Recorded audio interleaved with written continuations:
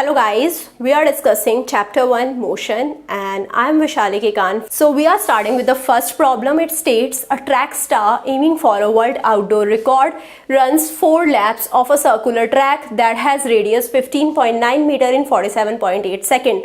What is the runner's average speed for this motion? So we have to find out average speed. Average speed we know has the formula total distance traveled upon the total time taken, right? So he has made 4 laps, right? So he has covered 4 times the circumference. The total distance traveled will be equal to 4 times the circumference, right? So what is the circumference? Circumference is 2 pi r.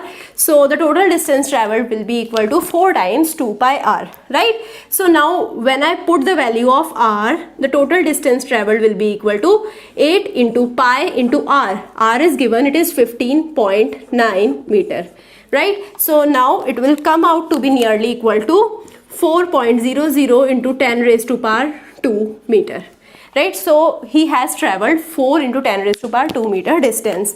Now coming to the V average will be equal to 4 into 10 raised to power 2 meter upon the total time taken, which is given 47.8 seconds. So when you compute it with the help of calculator, it will come out to be 8.36 meter per second, right? So average speed will be equal to 8.36 meter per second.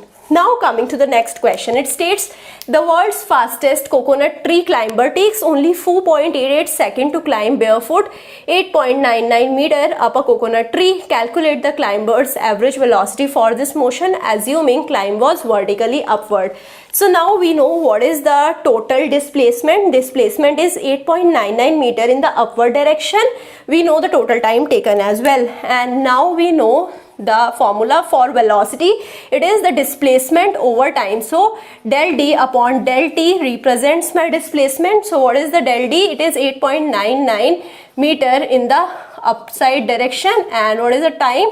4.88 seconds. So now when you compute it, it will be coming out to be equal to 1.84 meter per second in the upward direction. So always and always you have to specify the direction whenever you are dealing with the velocity, right? And whenever you are dealing with the speed, you can skip the direction, right? So now coming to the next question, states calculate the slope of given figure and state what the slopes represent, right? So this is a figure.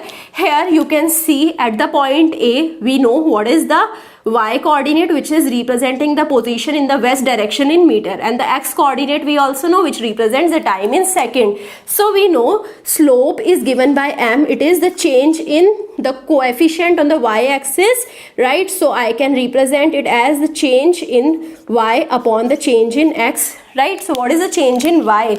You can see if I take the point O and the point A, so change in y is from 144 and initially it was 0, right? And here it is west, right? So now what is the change in time? From 8 to 0, right? So from 0 up to 8 we have change in time, and when you calculate it, it will be coming out to be 18 meter per second in the west direction, right? So now coming to the last question, here we have find the shaded area in the given figure and state what that area represents. This is my figure, and you can see this is my shaded area. This is in the form of rectangle, and I know the area of rectangle is length into width, right? So what is the length? So length is over here 18 minus 0. What is it representing? Meter per second, right? Multiplied with, so it is multiplied with, I will skip the units, I will calculate the unit later on. So it is multiplied with the time. What is the time?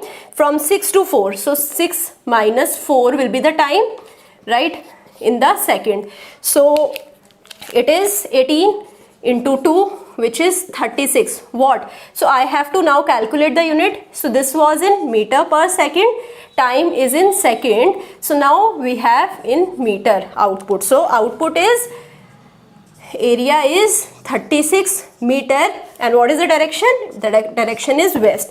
So area is giving me the displacement. You can see from the unit it is displacement. So I hope you understood each one of them. Thank you so much.